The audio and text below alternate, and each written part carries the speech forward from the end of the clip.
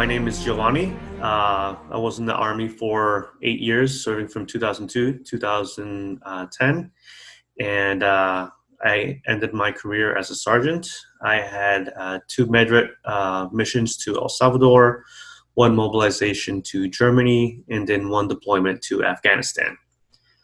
What I'll be reading to you today is a blog entry on my photography website. And the title of this blog entry is The Anger We Share.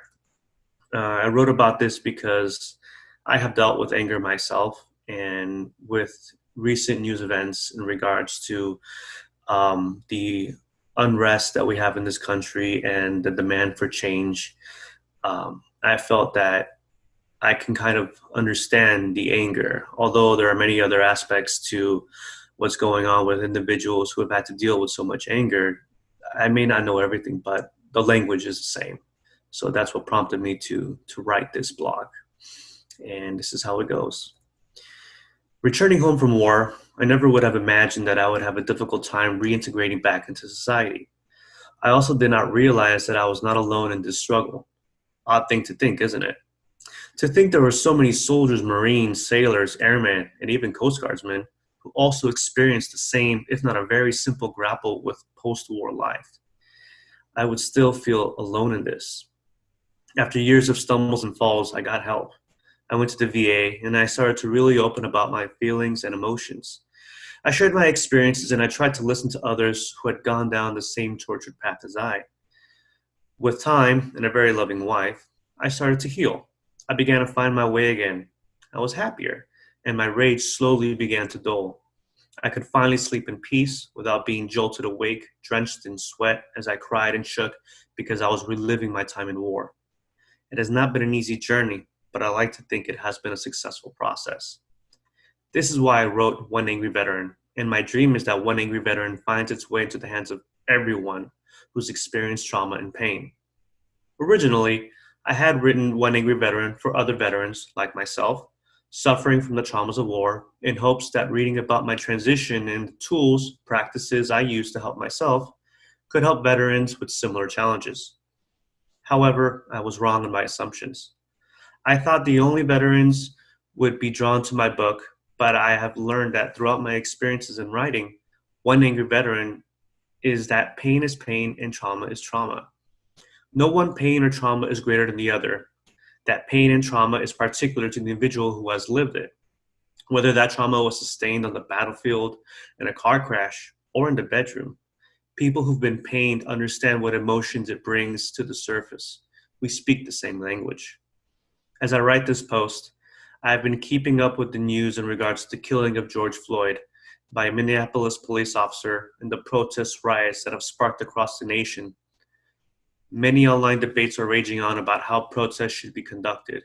There are debates about who is destroying property and who is peacefully protesting. How should the Black community deal with all of this? What would MLK have done? We can debate right and wrong until we are blue in the face, but one thing will remain: anger.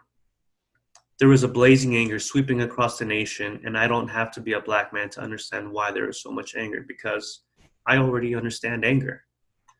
I may never truly understand what it feels like to be a Black man being stopped and frisked unjustly.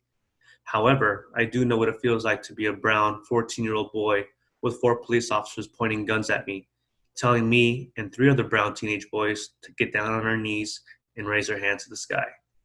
Blinded by police lights, confused, scared, and understanding the real danger we could be in, the police officers began to search us.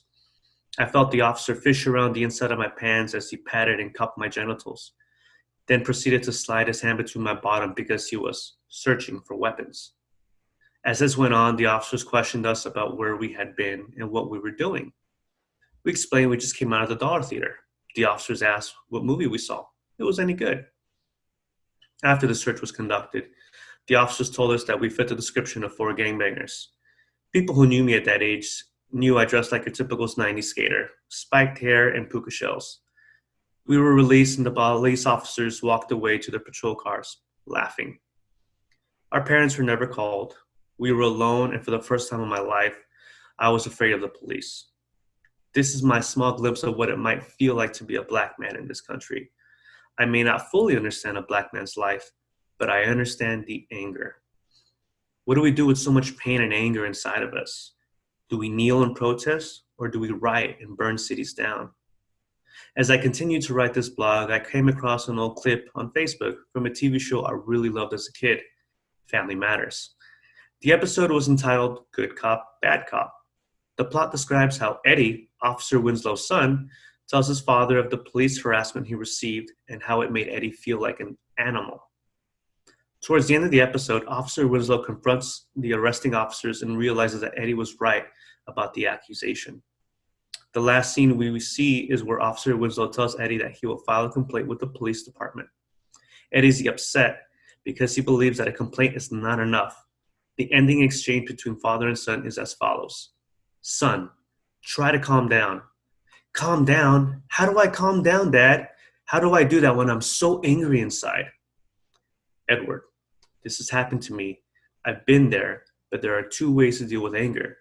You can hold on to it and let it eat your way inside, or you can give it anger. You can give that anger a voice and try to make a difference.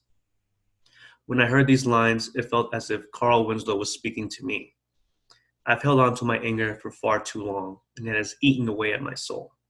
That pain and anger that Eddie felt, I felt it too.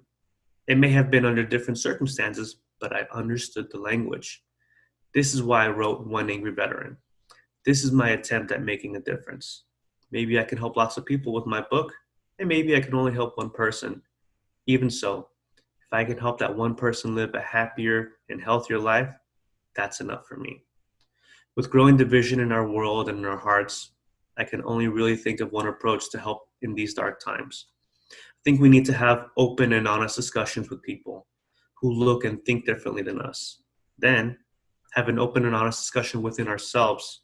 We need to understand we are all hurting in some capacity or another, and that one person's pain is not greater or lesser than our own. It's merely different. We need to exercise empathy and care for each other. We may not always be able to understand one another, and that's okay. What matters is that we try.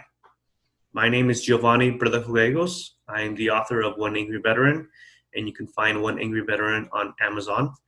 Thank you for your time. I hope you have a great day.